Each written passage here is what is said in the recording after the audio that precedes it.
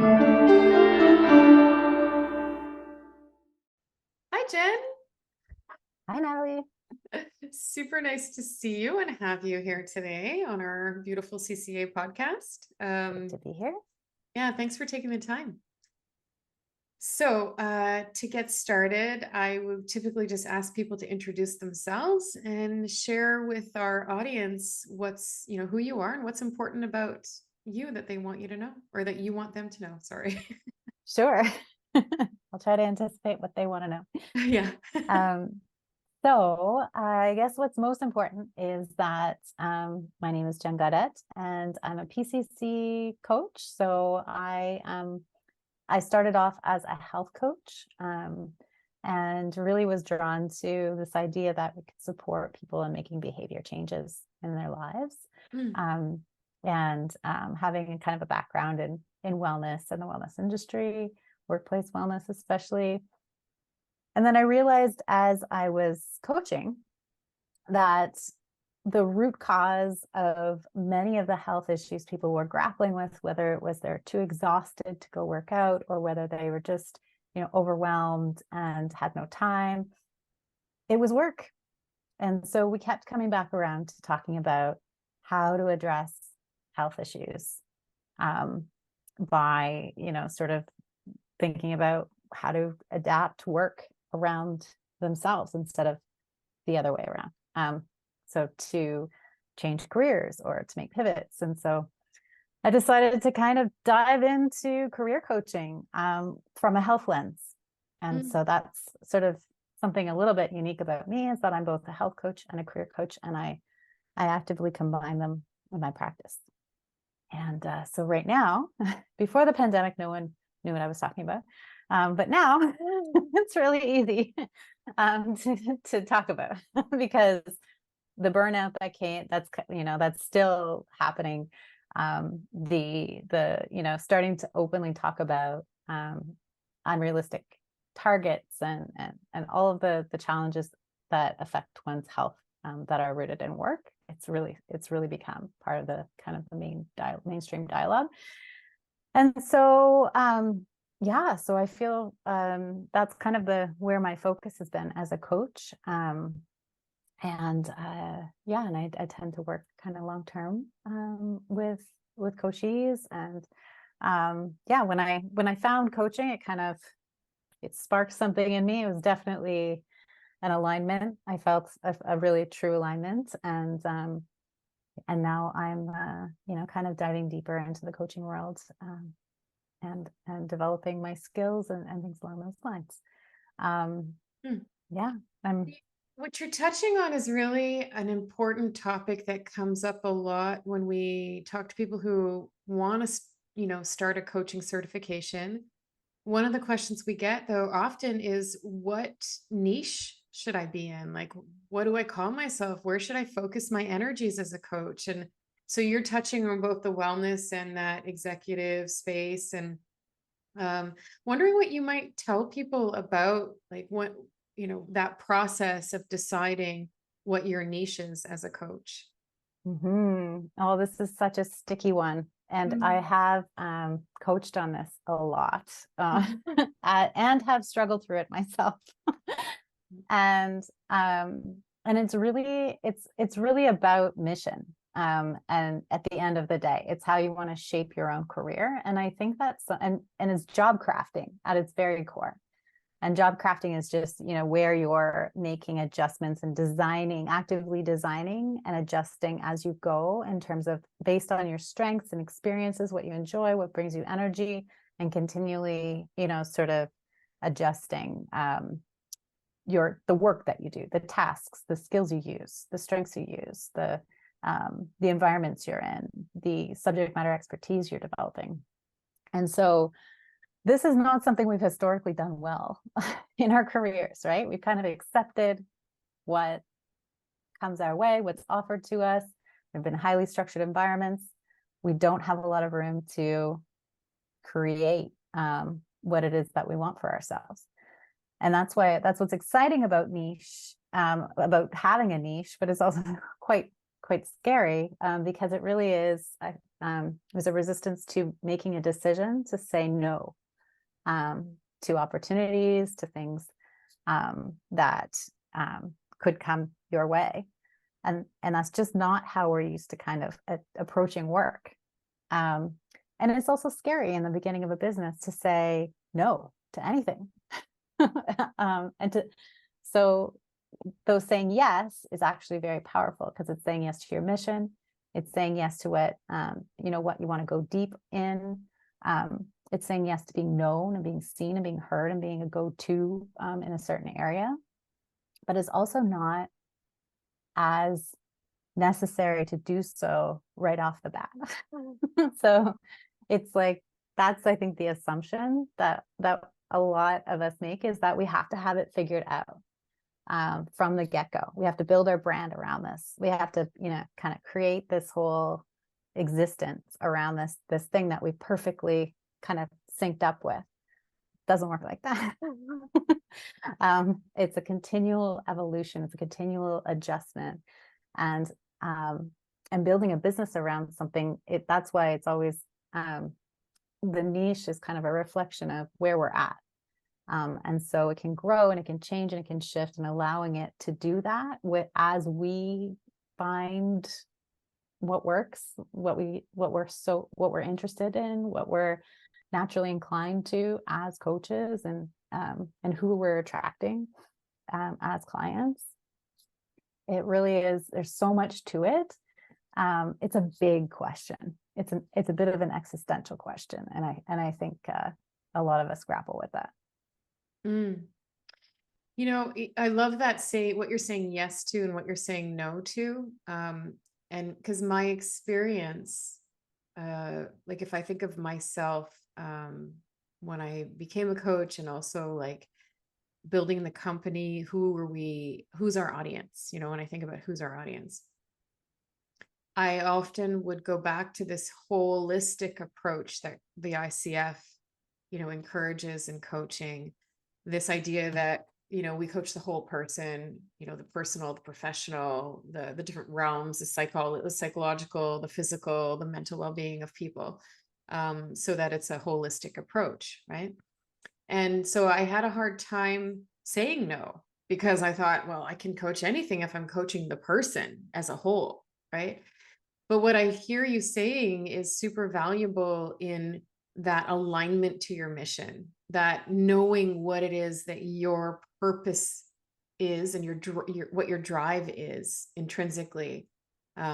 So for me, I think, multiplying the impact of coaching in the world, the ripple effect, educating people on what coaching is.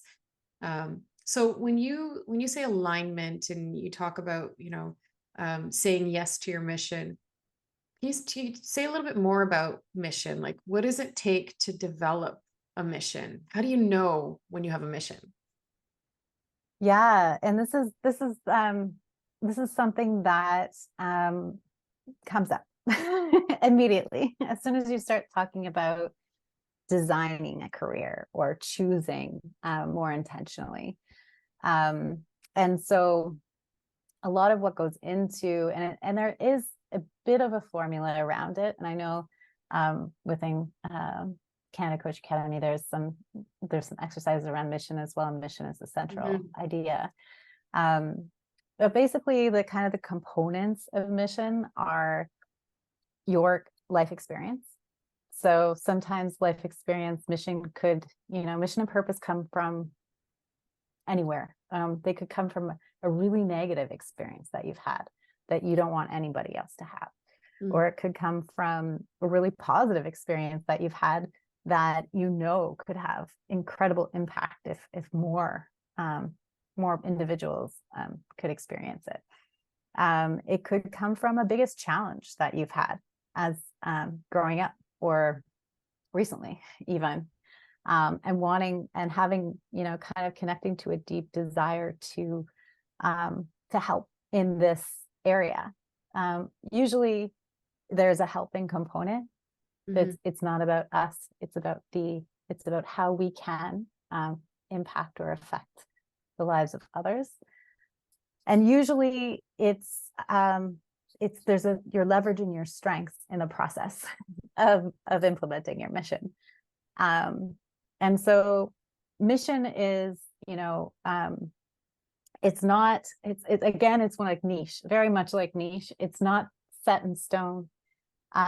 It usually connects to something deeper, a deeper core value. It's something that's fairly stable in us, but that doesn't mean that it can't take different shapes and forms throughout our lives and throughout our careers.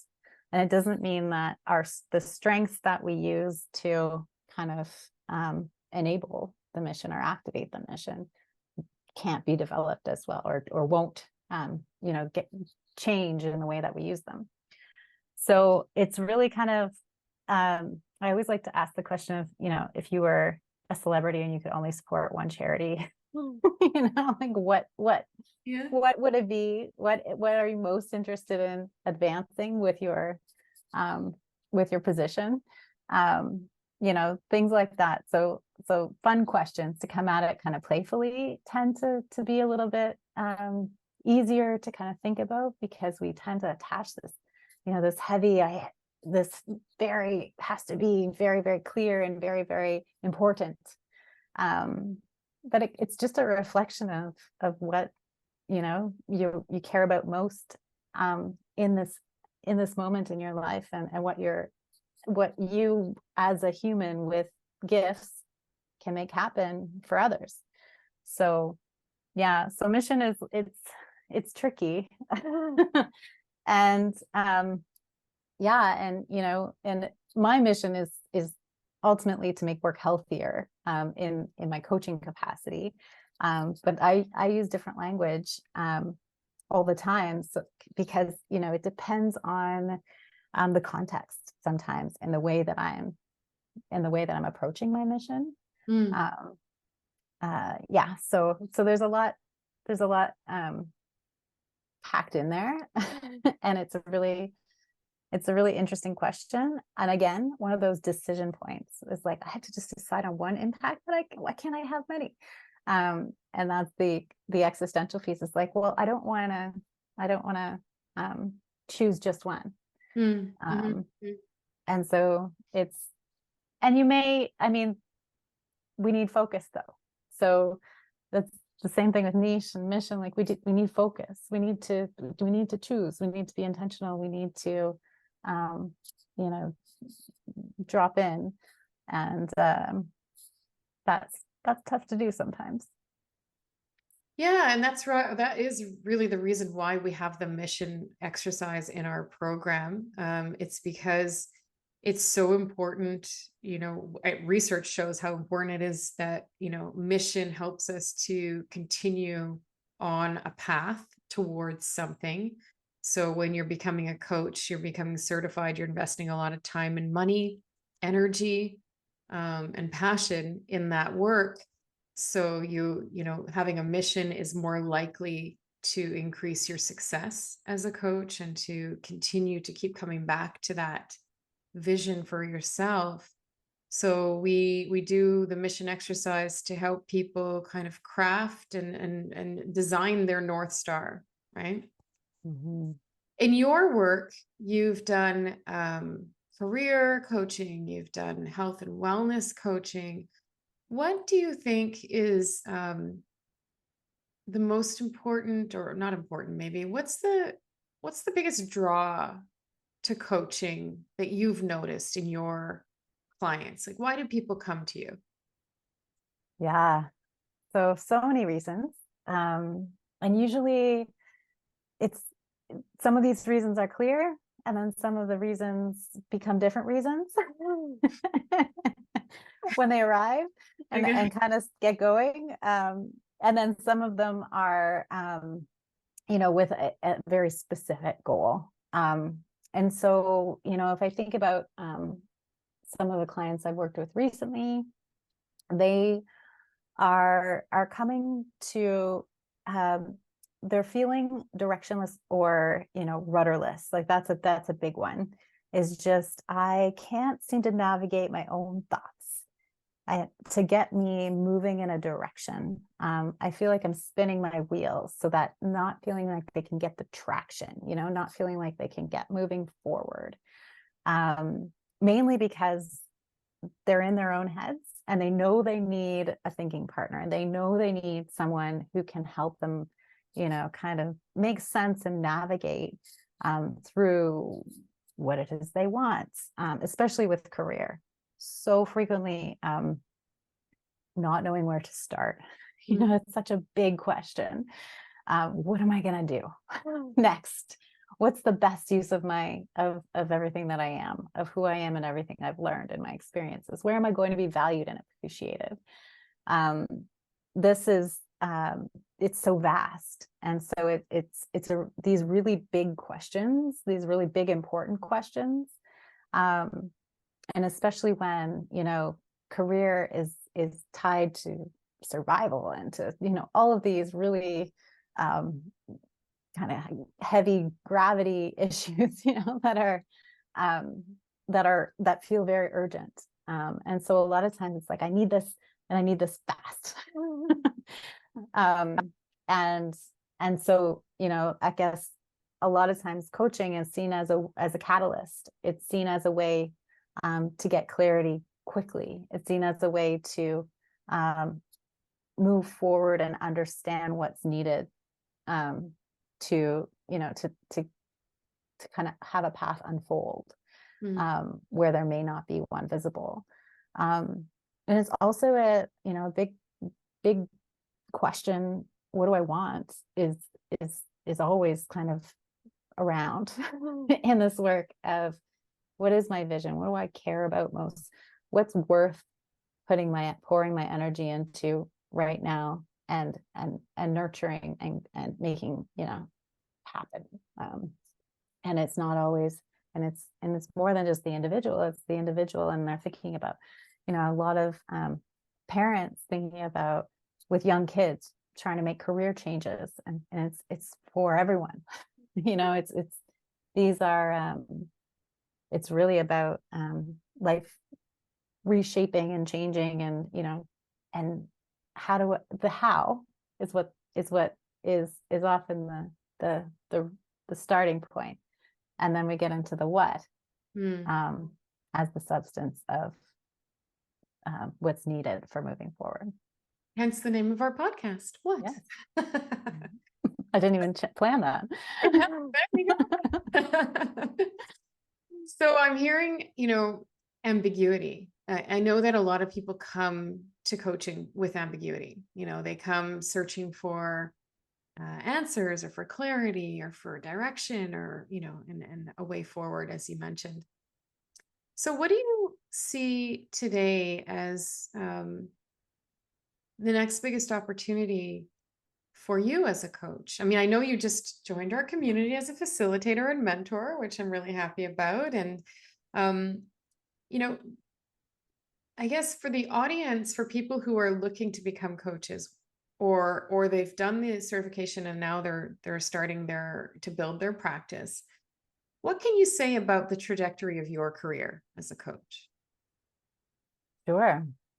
It's it's such a growth, an exponential growth opportunity. That's and in all of the intense challenge that comes with that. It isn't, it's not a simple thing. There's a lot that happens below the surface and internally. And I think that was my biggest learning in the beginning, is that a lot of focus gets put on the external. Okay, I need a website. Okay, I need a brand. Okay, I need to figure these things out, and I need to get them up and out into the world.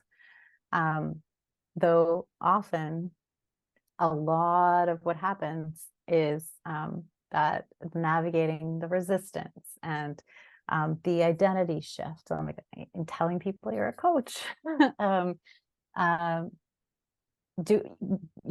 of actively finding the courage to reach out and be vulnerable and coach when it's still uncomfortable.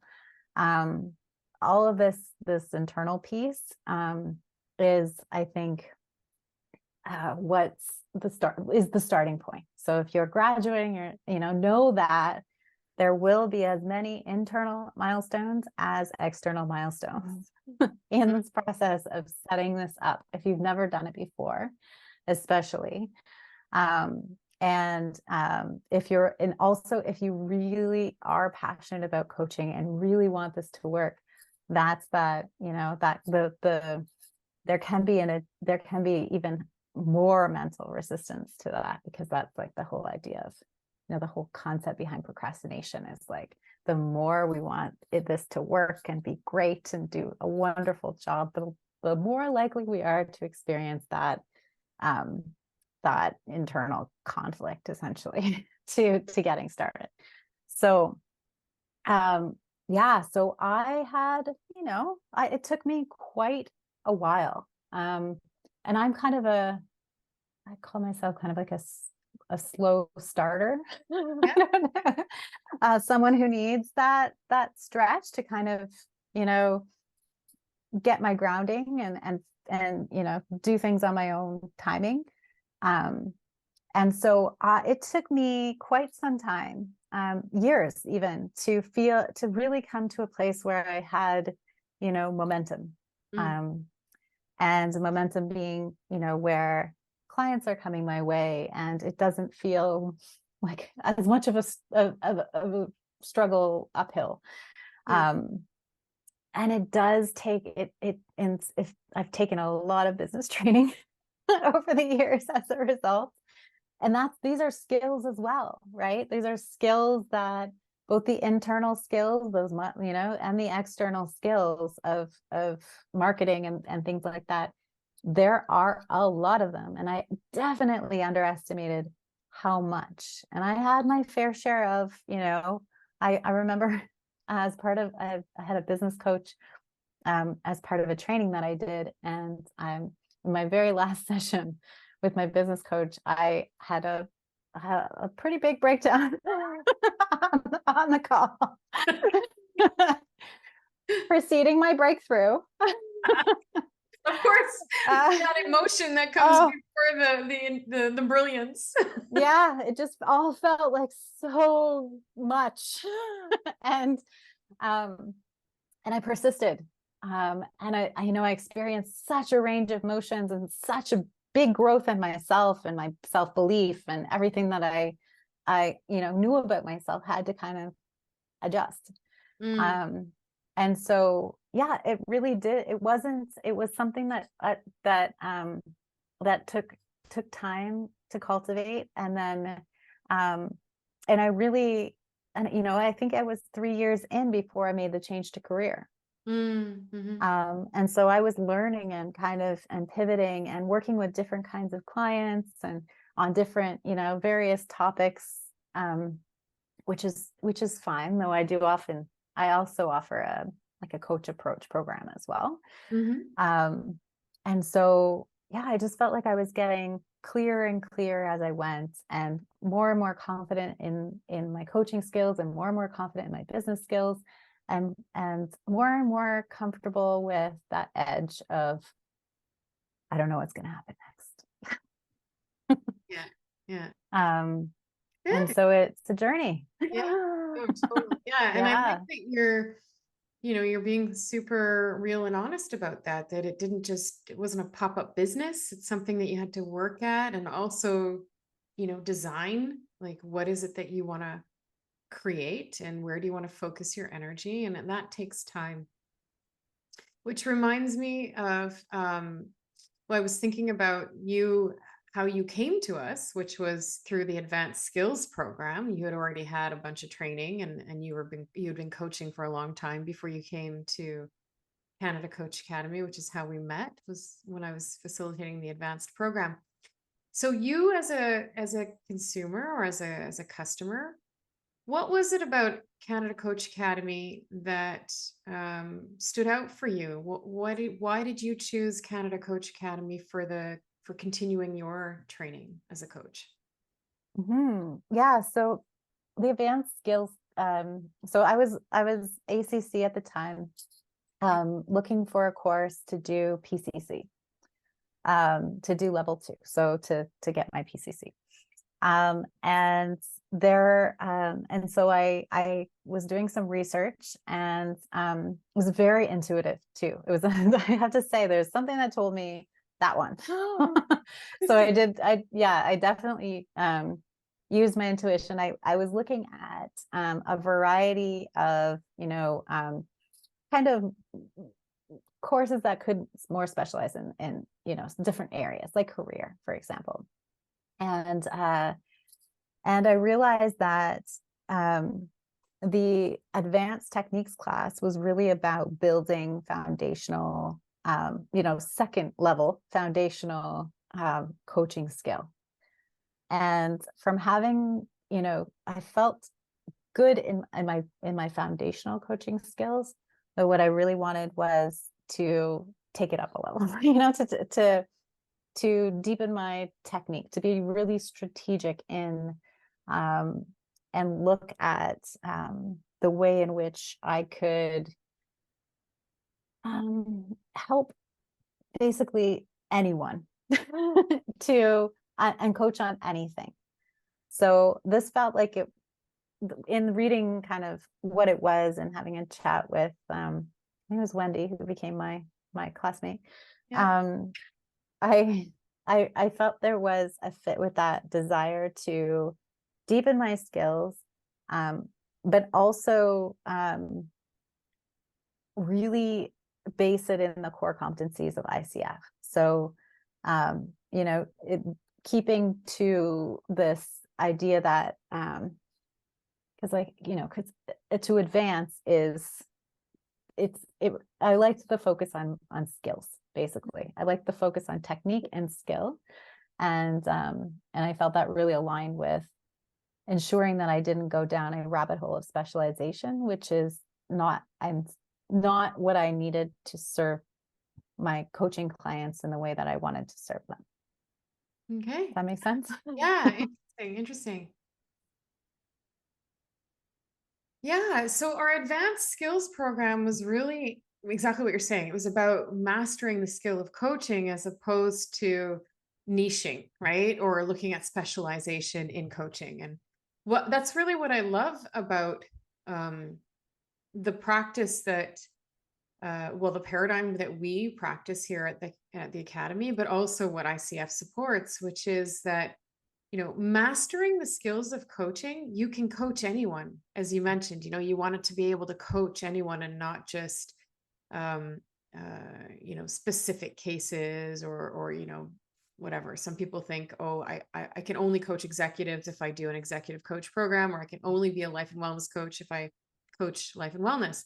The truth is that our programs are designed to support niche in a way, with tools and exercises and context in our programs that support either one. But what I think I'm most proud of is the way that we have focused our energies on teaching people the competencies of coaching. And in that way, I feel like the coaches who graduate from our community are actually ready to coach anyone that come, whether they took the life and wellness program or the performance program or the executive program. Yes, they'll be supported by tools in each one, and different, like some programs offer more time with mentorship and facilitation. Some programs offer a bigger toolkit versus a smaller toolkit. But in the end, our focus on the competencies is what supports coaches to be more versatile and to be ready to handle anything that comes. Which kind of brings me to my next question, which is has there ever been a situation in your coaching career where you were, you said to yourself, you know what, this isn't a good fit, and I kind of have to remove myself? Because I know I get asked that question a lot as a facilitator. And I wonder for you, I know it's happened to me. So I wonder, has it happened to you where you said, oh, you know what, this isn't a good fit? And mostly because you're violating some kind of, professional conduct, according to ICF, is really where you have to be able to remain unbiased and objective with your client. So for me, it was that was triggered. I was not able to stay objective with a client. So I removed myself. Mhm. So has anything like that ever happened to you?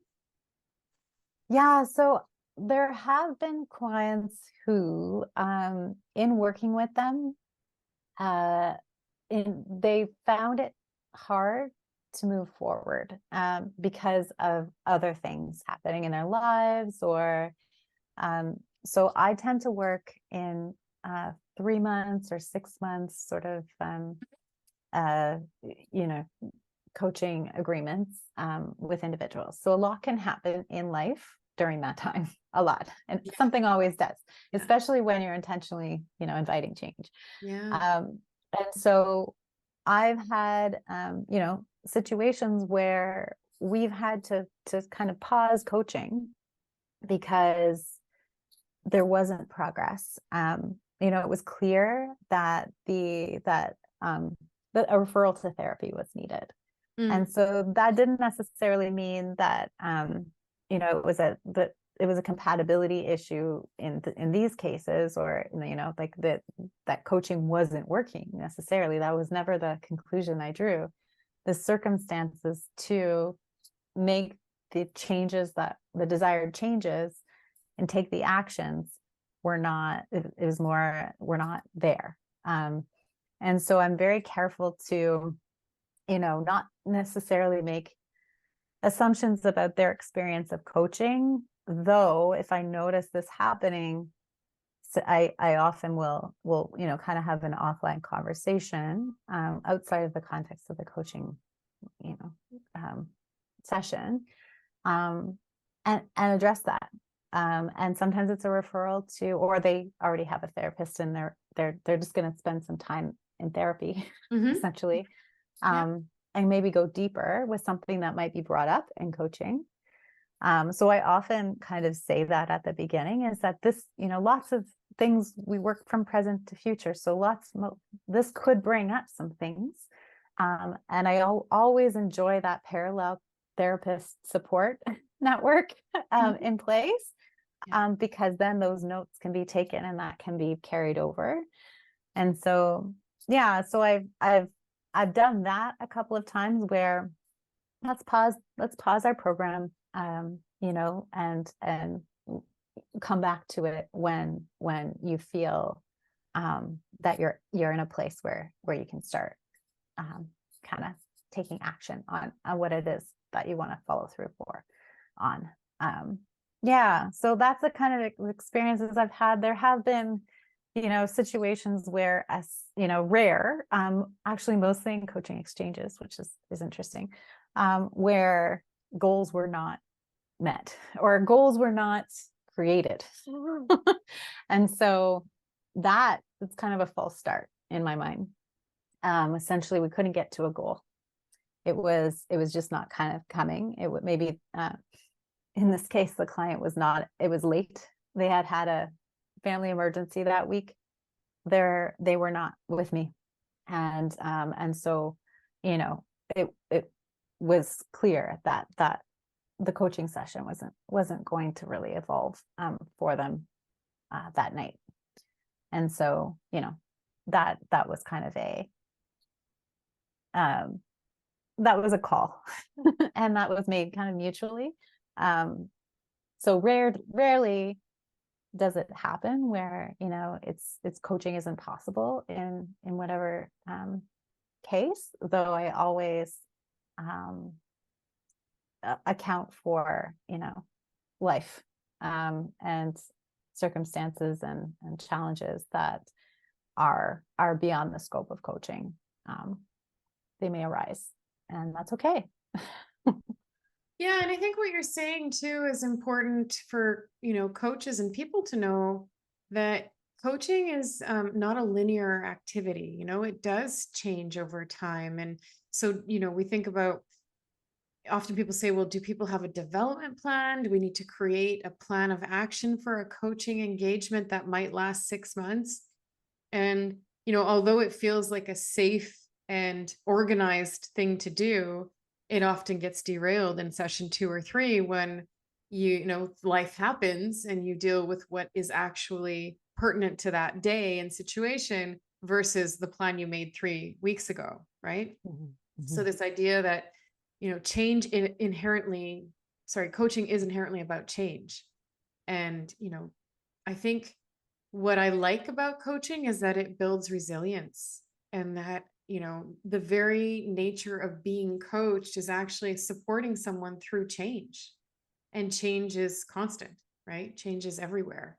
So I really love that about, what we do and the opportunity to partner with people in that. So again, I'm conscious of time, and I just want to maybe ask you as we close our session today, um, what would you tell people about, um, the most important thing that you've learned on your journey as a coach? Whether it was emotional, physical, about building your business, what is it that you've learned about yourself that you could maybe pay it forward to others, help them, you know, um, understand if they're making the right decision to become a coach, or is it something they really want to do, or maybe they've already been certified and they're struggling to build their business. What are some words of wisdom that you might share? Hmm. It's yeah, you're not the only one. No, no, that's a good one. Yeah. Yes. It really Yeah. it really is it's something that I do say a lot. And what I'll expand on what I mean by that is that it is very human to be experiencing the fear, and the bigness, and the high stakes feelings that come along with investing in yourself and investing in a path that you've designed for yourself, and taking these steps, and leaps often, um, and doing this really because of who you are, and what you want for your life. And I think that isn't a norm in the clients I've worked with, and I have worked with clients across the globe, and I find that there is this common struggle to tap into one's own worthiness, which is a prerequisite for taking action that will take you to a place that you want to be. And that's not a small thing. And it doesn't tend to come naturally. And it does require kind of pushing through. And I'm not, I should qualify that I'm not a pusher. And what I mean by that is someone who subscribes to just like barreling through and just like kind of white knuckling it. Though what I do mean is it's kind of navigating the inner critic, navigating the opinions of others, the judgment that comes your way, the way, all of the various things that kind of keep us from, or have historically kept us from, creating something that we want for our lives. And now there's also a lot of kind of privilege in that, and just kind of having the resources to invest in yourself, and having the means and the space to move forward. And so there can be a whole layer there of barrier, or even guilt in some cases, whereas like, is this okay? And so it's very human. It's very human to have these experiences. And I certainly did. And I certainly still, have challenges, different types of challenges, but they definitely were challenges. I'm a single mom. I had to to really kind of, there was a lot there that I had to navigate to become a coach even. Yeah, so I guess the wisdom, if I were to call it that, is that it is possible, and it isn't an individual, it isn't done alone. And I Mm-hmm. know many of us, you may have heard that wisdom before, but ultimately it's tapping into your self-support system as well as your external support system, because of that, the experience of it not just being a matter of deciding Mm-hmm. and voila. Mm-hmm. It really is, there's a lot going on in this process, and it's very human, to feel all those things, so you're not the only Well, one. and what I'm kind of hearing is that community is important around you as a coach. It can be a very lonely profession to be a coach because often we're doing it on our own. We're not necessarily with a team. We're working for someone. We're independent contractors doing your thing, alone and building a business. So community is an important part, which is, what we strive to build at Canada Coach Academy because of that. Like we had feedback early on that, one of the things about coaching was it's lonely. And Mhm. so over time, thought, okay, well, how do we support coaches? Well, it's through community and surrounding ourselves with people who are doing what you're doing to, share the struggle, share the triumph, share the learning. I've always said in our classrooms, but also our team meetings, people who learn together, grow together.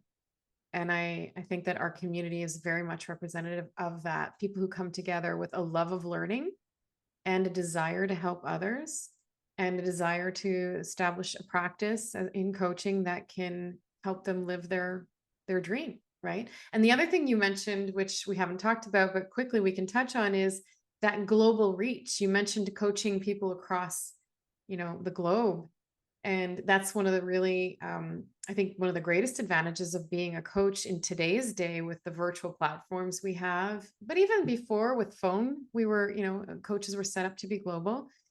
So what can you say about the globality of your business? Mm-hmm.